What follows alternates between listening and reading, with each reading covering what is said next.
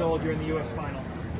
Oh, I don't know if I could have imagined it. That was a special race. I didn't really expect myself to make the final, so getting that opportunity in a few days is I'm not going to let it go.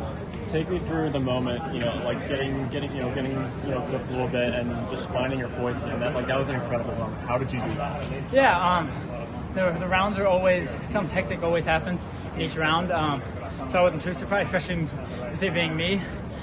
So just trying to stay focused throughout the race and not let it get to me. That can happen a lot where I get tripped up and the race just might end there. So just trying to stay focused, and then with 300 to go, just trying to make my move. What exactly happened in that incident from your perspective? Yeah, I had a guy started to go by me on the curve of the second lap. I might have just clipped somebody's spike. I'm not 100% sure. It went by pretty fast, so obviously just trying to stay focused and get back in the zone. Did you know that you were going to have to get a big deal to make the final? Yeah, I knew it was top two and then next three fastest. I knew one of the heats, either before or after mine, was going to run 144, which that last heat did with Donovan or with Josh Owie. So just knowing I needed to try my best to be in that top two position and try to go for the win.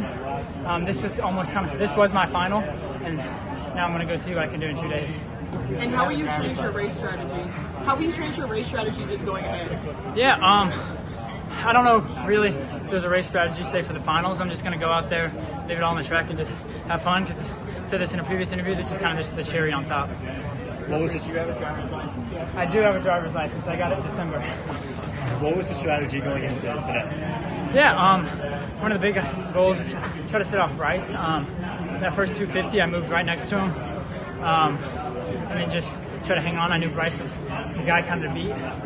Everybody else in that heat was also incredible, but Bryce is on a whole different level. Take me through that last 150. I mean, that was a really good slingshot move. When did you know that you could be there? Yeah, I always have confidence that I can be up in any race, even if it's against really good competition like today.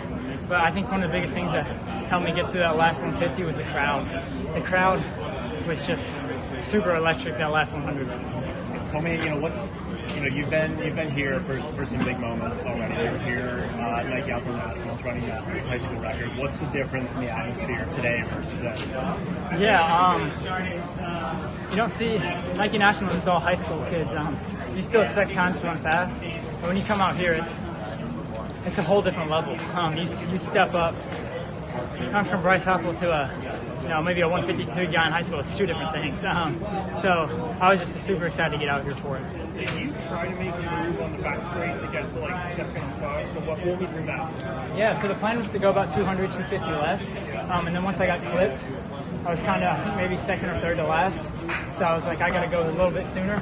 And then 300 was just kind of that mark that I've been practicing all year for my rounds since our state meet. Was starting at 250 and then working my way back. So at one of my rounds to get to my state meet, I had 300 to go, and I think that kind of just gave me confidence for today.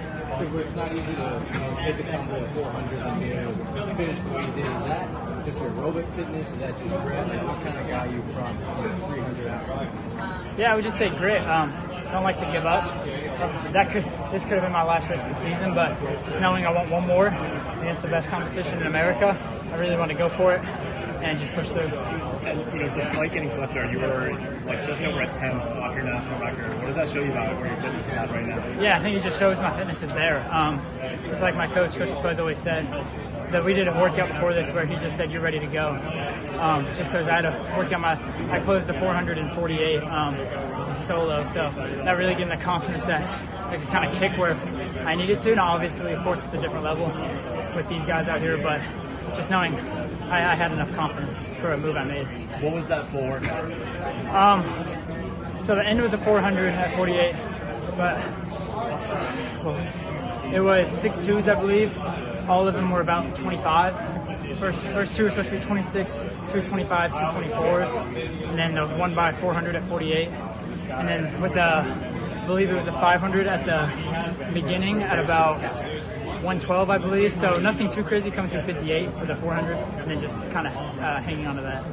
Do you have any idea of what your fitness is at in terms of time? Like you run this race and you're so close to national record, but you also lift for a lot of it. Do you have like a time goal if you have to? Yeah, you always want to say what you think you can run, but always saying versus doing is two different opposite things.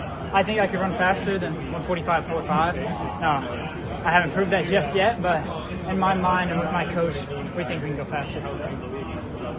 Thank you. Congrats. Congrats. Hey.